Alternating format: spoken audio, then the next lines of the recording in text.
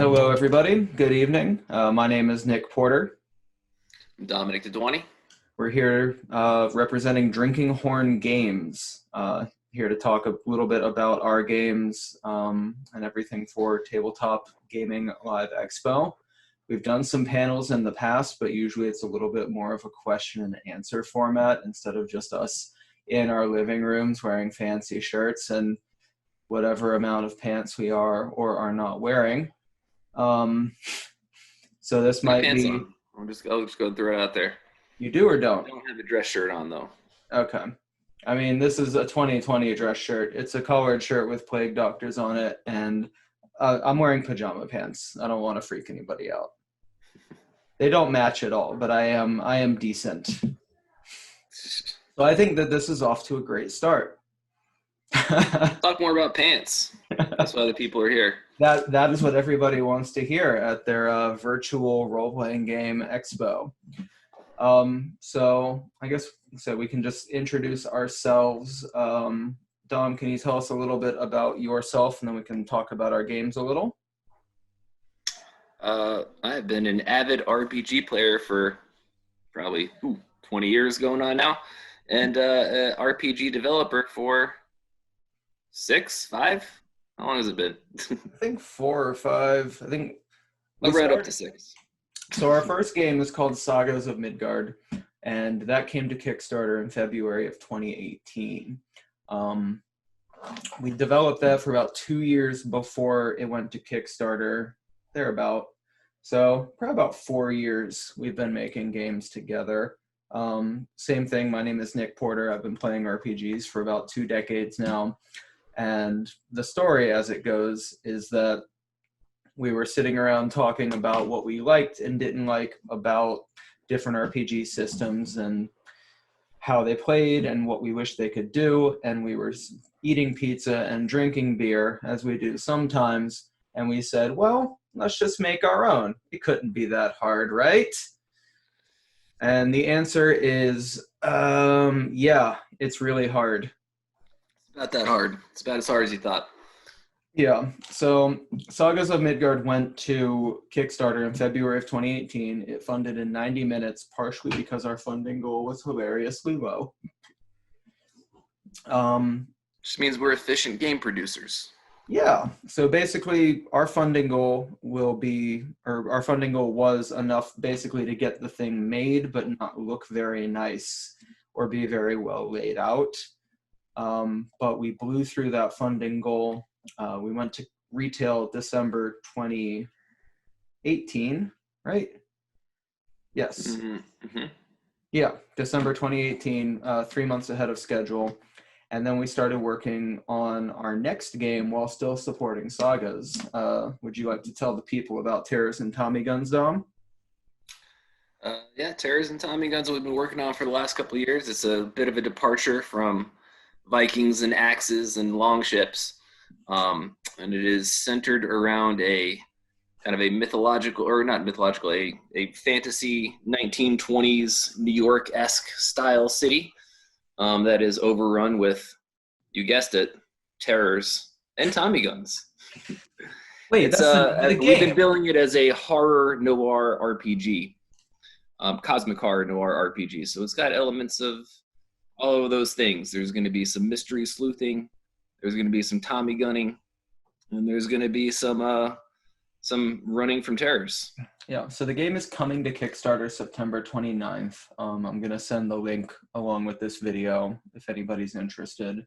But we wanted to talk about the game and about our games and our design philosophy. But something that people keep asking us is sort of how do you go from I've got a really great RPG idea to here is a book that's been kickstarted and funded and is an actual physical finished product. And the devil's in the details. So a lot of it, unfortunately, is just sort of knuckling down and doing the work. But a lot of the questions that we get from people are from people who are working really hard and they have a lot of content and they just don't know either how to start or how to finish. So those are some of the things that we can, I guess, kind of talk through together. If you haven't already figured this out, Dom and I haven't really planned this through. So this will be sort of Improvisation informal. is our strong point, Nick. That's true. So like I said, normally, like when we do panels, we'll talk with the people in the audience. We'll have a moderator, but I guess we are our own moderators now. That's what 2020 has done to us. That is not our strong suit, dude. Moderation is not our strong suit, as anybody who is still watching this video can attest. So I guess, Dom, from going through Sagas of Midgard from start to finish, and now Terrors and Tommy Guns from start to Kickstarter ready, which the book is about, I think it's 115 pages, about 50,000 words right now. That's about half to 2/3 of what we want it for retail. But what would you say are the things that you would tell a brand new game designer who had a great RPG idea and wanted to bring it out as a fully realized commercial product? Well, for me, I mean, I know this might be hard for everybody to do, but I mean, I feel like bringing more people into the project can be good, because I know myself personally, like I have lots of ideas for an RPG world and things that I want, but the business side of things, not so much my strong suit. So I rely heavily on you for that, to be able to bring these things to Kickstarter and stuff like that. So, I mean, you know, I'm sure you've got friends in your gaming group. Some of them are probably really good at math. That might be an indicator that that guy's your business buddy. And I don't know. I mean, I think a partnership is a great idea in this kind of endeavor. It takes a lot of effort and idea and things to think about in an RPG. You're creating an entire world. And then if you happen to be good at that, you're great at all the creative stuff, you can do all that, then you've got to bring the business side of it to life as well too. So if you can do that all on your own, that is more power to you. I know there are many that do, but I think a lot of RPGs get developed with the team. So I think that's a good start. I think bringing in some other people is always helpful. I don't know. I really enjoy the back and forth we have when we're collaborating and creating different ideas and stuff. I know that it gives me ideas I never would have thought of before, you know, to be bouncing them off of somebody else. So having a soundboard always helps. And other than that, I mean, yeah, I mean, you said it already, grinding it out. It takes a lot of work. It takes a lot of writing, takes a lot of thinking about it. I mean, and yeah, you could just get some stuff on the page and see where you go from there. So I want to come back to some of that, but there was something that I heard from, I think it was Eric Lang, the guy who designed Blood Rage and Rising Sun, a bunch of other awesome board games, where he said the most dangerous part of a project is where you've done so much of it that it's not brand new anymore, but you haven't done enough that it's anywhere near finished. And I definitely remember that point in Sagas, where we were maybe 80, 90 pages in, but it still didn't look like a game. Like we had about 100 good ideas, but none of them were anything past good ideas. And those were the times when I was thinking, on the one hand, we could just quit, no harm, no foul. But on the other hand, we'd already been working on the thing for a year. So in terms of just knuckling down and burning through it, I guess that was something that sort of came to mind there. But in terms of finding a partner or some sort of person to collaborate with, I have my thoughts on it as well based on our working together, but what do you feel makes for a good creative partner designing an RPG? Well, I mean, somebody that you can bounce ideas off of and not have anybody take offense to that. I mean, I think we have a great dynamic with that, and I think it would make things really difficult if we got our feelings hurt when, you know, when the other guy says, hey, yeah, that's a cool idea, but like maybe not for this, or maybe let's take it in this direction or something. So I think checking egos at the door is huge. Yeah. And being willing to be open to criticism and advice is a very important part of any collaborative process. Yeah, So that was something that I encountered because I did creative writing classes when I was in college and we had to workshop them. And it's not that I minded my work being workshopped, it's that I minded criticisms from people who hadn't read the story except to say enough to get their participation points.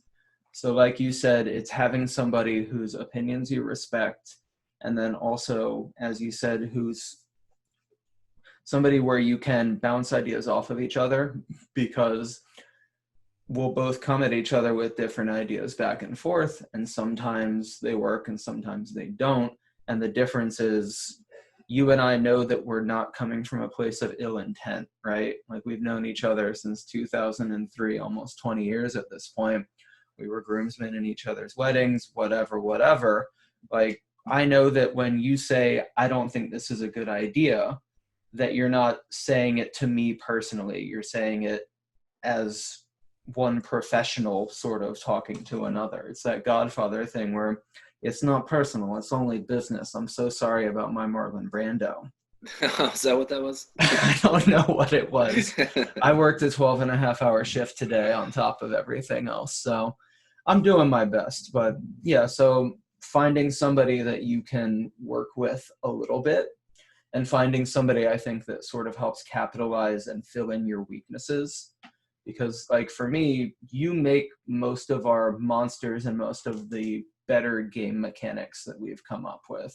And I think I do more of the writing and marketing and selling, and editing and all of that. So, like, things that I'm good at that you're maybe less good at, and then vice versa. Like, I think a lot of the core game mechanics are ultimately around 50-50 when taken as a whole.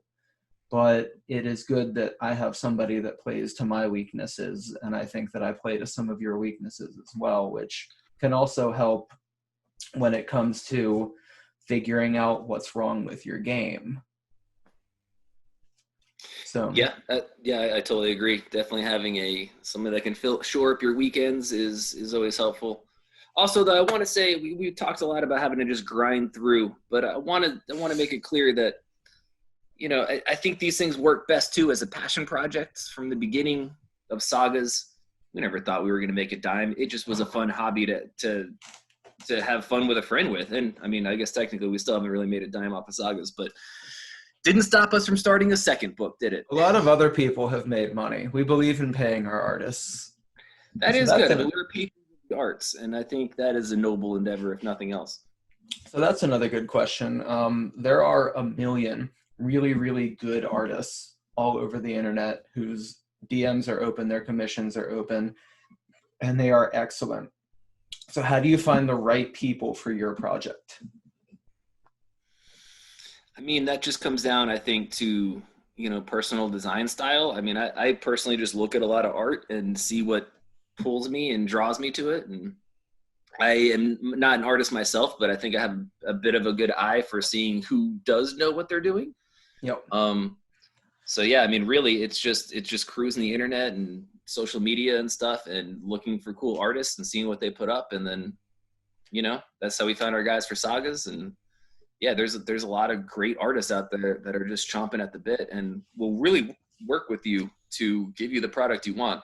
For sure. Which was something that I think we both were a little unsure of when we first started. I had never commissioned pieces of art before, and I was very unsure of how demanding I could be with what I wanted in the piece. But a lot of these artists are just, they can mock things up for you in a day's time and send it to you. Do you like this direction? If not, what do you want to do? And so that's a part of the process that I didn't know was really even possible either. So yeah, when you see those awesome pieces of art out there and you think it's great, if you want to commission one yourself, you can come up with the entire vision and they'll make it for you.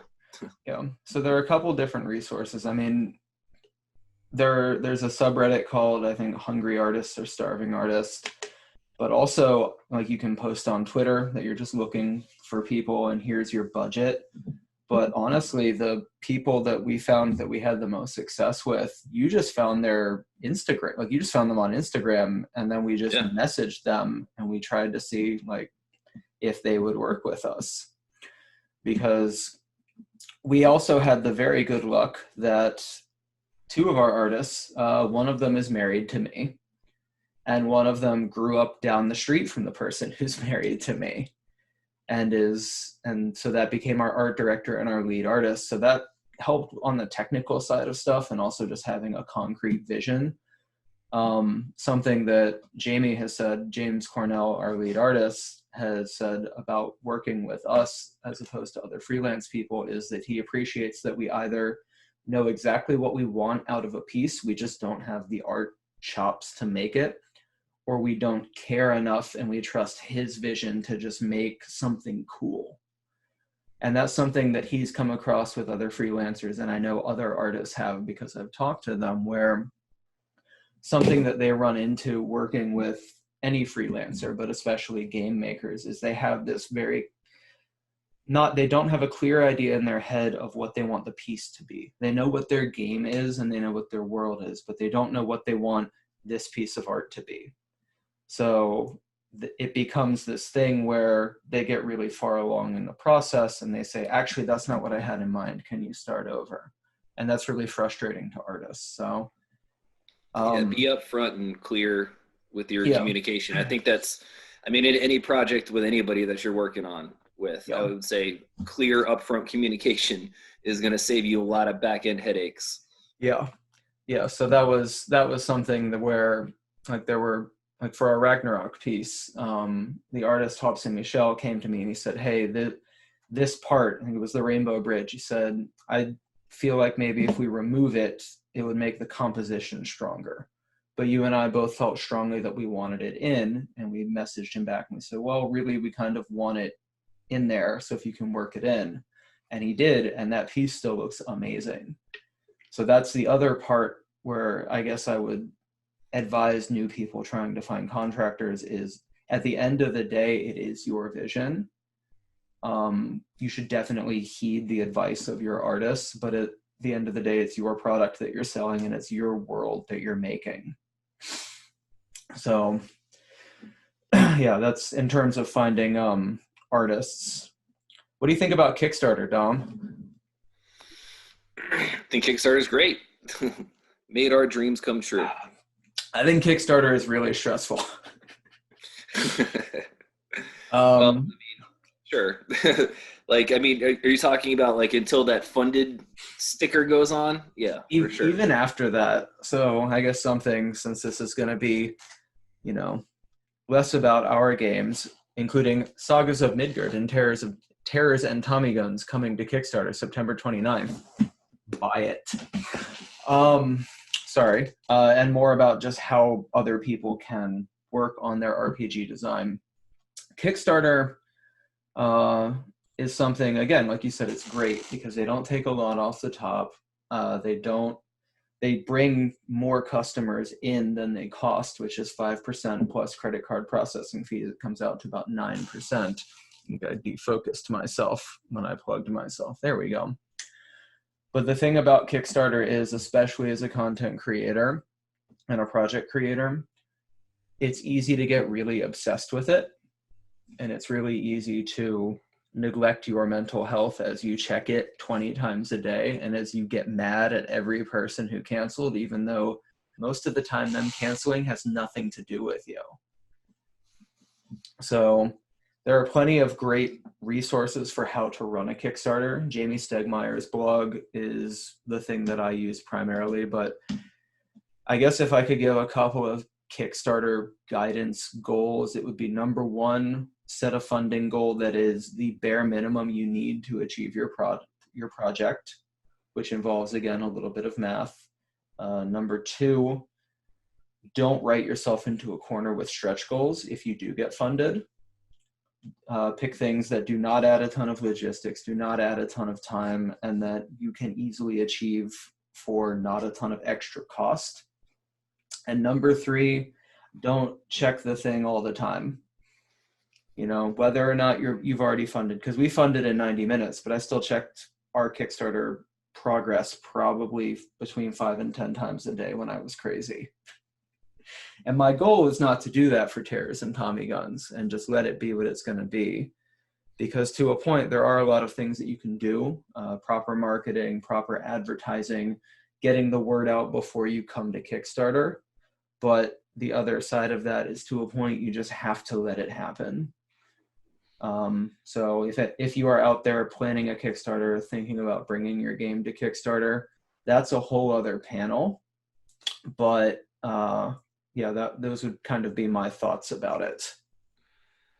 I will say, if I feel a strong, important, it probably goes without saying, but I feel like we were lucky in our first Sagas of Midgard campaign because we had in-house artists like your lovely wife and James, and we were able to come to Kickstarter with some kind of visual aids to the project, and I think that is to your benefit. So if you have just a little bit of startup capital, you can maybe commission one piece or something. I think that helps. I mean, let's face it, we've all walked down the RPG aisle of a bookstore in our, well, I guess bookstores were a thing of the past, but you're drawn to the pictures on the cover. You want to, yep. That's what brings you to it and sucks you in and makes you want to explore the book and read a couple paragraphs, see if it's your thing. So, you know, those visuals are always important. I would say that's, if you're gonna spend money on one thing, I would do that. Yeah. So it's kind of a fine line, right? Like it depends on your disposable income, or if you're willing to take out a business loan for what might be a passion project. Because like Dom said, we had a lot of free art because my wife is wonderful and was totally on board with the project from the beginning. And so, I mean, the art sold the Kickstarter. As much as I want to think that everything I wrote had a ton to do with it, the art is what pulls people in. So like Dom said, if you have just a little bit of money, spend it on art and graphic design. And if you feel like you might not be strong at expressing in 30 seconds that elevator pitch what makes your game awesome, find an editor. Even for a Kickstarter campaign, there are people who do Kickstarter consultations. Do that, and just so that people can know, because I look at a lot of Kickstarter campaigns and a lot of them look like cool games, but I don't know it until I've read halfway through. And a lot of people who maybe might otherwise back your campaign are not going to get that far. So if we can bring it back to our art, because our artists are awesome, in terms of Terrors and Tommy Guns art so far, Dom, what would you say? How would you describe it? The art that we've gotten so far. We have about a dozen pieces ready for the Kickstarter. I guess how would you describe it? How is it different than what we commissioned for Sagas of Midgard, and how is it the same? Well, it is the same.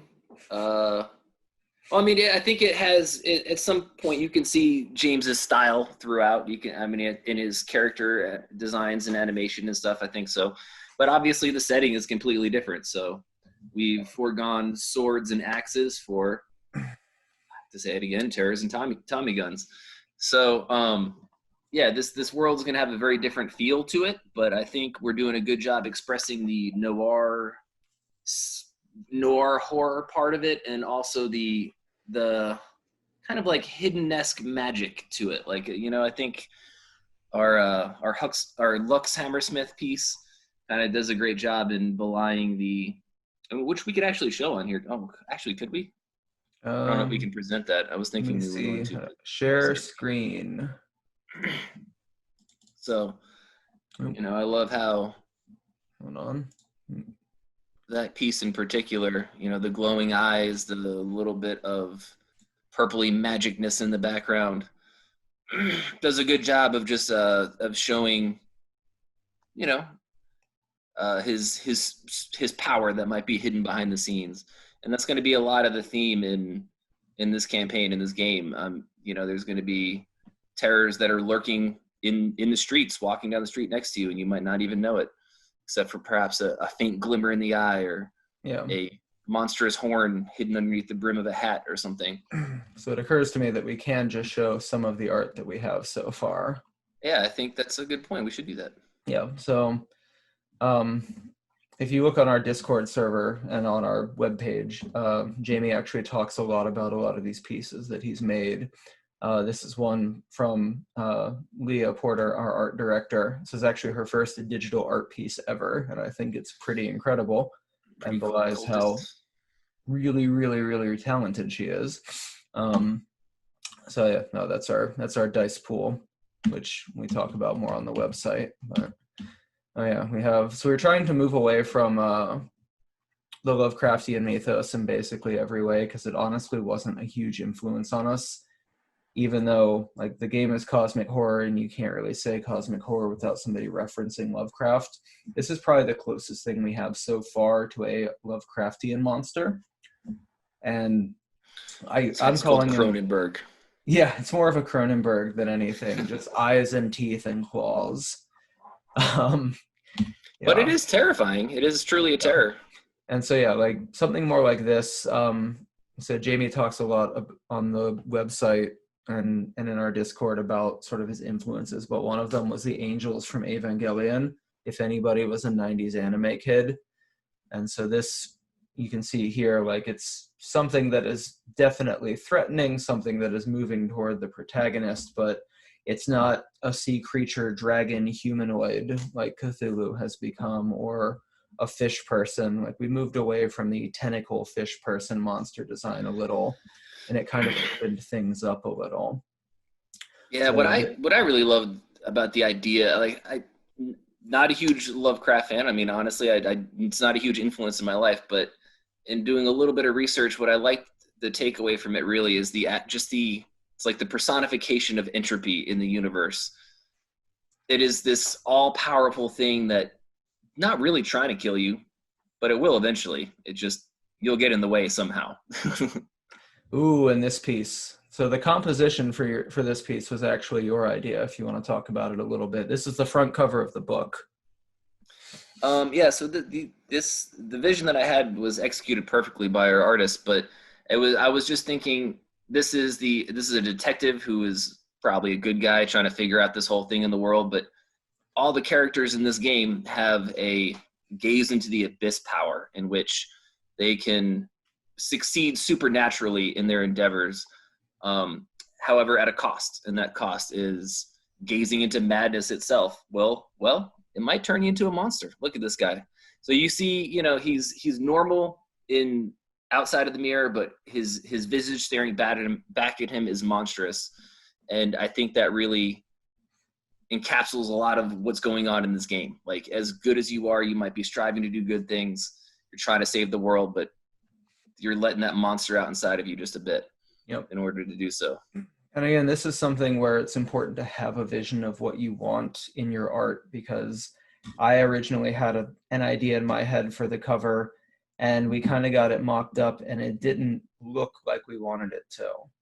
And so then this was our next idea and it wound up working perfectly. And the truth is, a really professional, talented artist like Roger Craves DeRico, who did this, he's online at digitalrowye, ROWYE.com, is that they'll also just do what you tell them. So I'm sure that first piece would have been very technically proficient, but it wouldn't have actually been what we were looking for. So that was an example where we thought we knew what we wanted, but we didn't. And then we were able to come back to him, and the second draft was this, and I am absolutely in love with this piece. So I think that's another sort of good cautionary tale and lesson that we learned, and also for any aspiring RPG designers. Yeah, because I mean, and honestly, like in the first go around, if that had been the first piece we ever commissioned, I mean, I know we had talked about making your vision out there, but I don't know that I would have had the confidence the first go round to be like, nah, scrap that idea totally and let's start over. You know what I mean? But it worked out for the best, and sometimes that's what you got to do. You just gotta be confident in your vision and make it happen. For sure.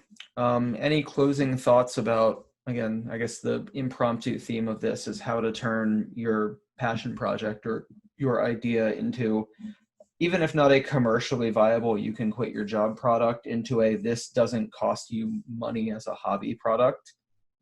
I guess any closing thoughts regarding that and sort of what we've learned and where we go from here?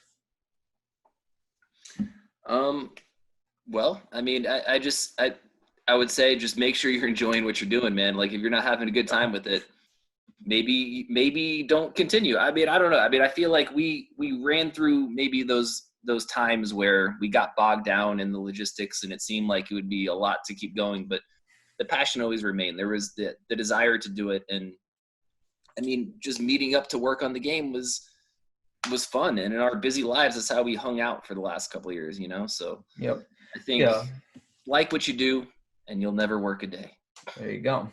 And yeah, that I'm piggybacking off of that, that passion that you were talking about is what gets you through those sort of what I call the slog times, where you know that you have to do hours and hours of work just to make this thing make sense, but you're not actually creating anything right now. You're just trying to fix what you've already made.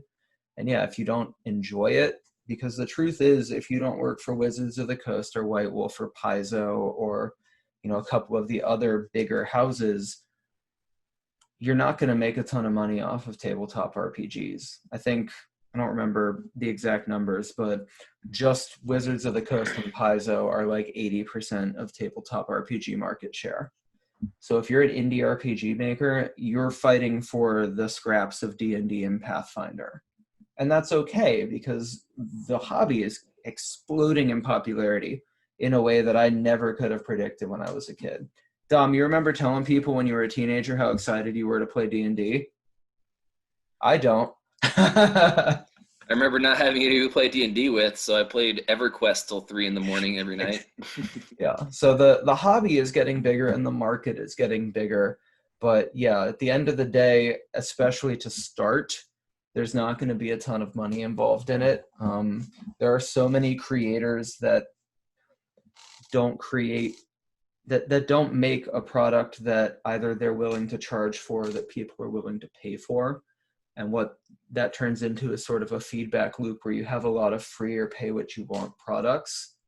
And that's great because people are indulging their passion, but specifically if you want to have the money to like hire professional artists or professional layout designer or really get your book into publication and into bookstores, there's a little bit of that business savvy where, I mean, obviously you shouldn't rip anybody off, but you should create a product that people want to pay for so that you can keep doing what you love, which is creating worlds and commissioning these awesome pieces of art to help express everything that's in your head when you're making those worlds. So I don't have anything more to add. I think we've kept these lovely people long enough. Again, my name is Nick Porter.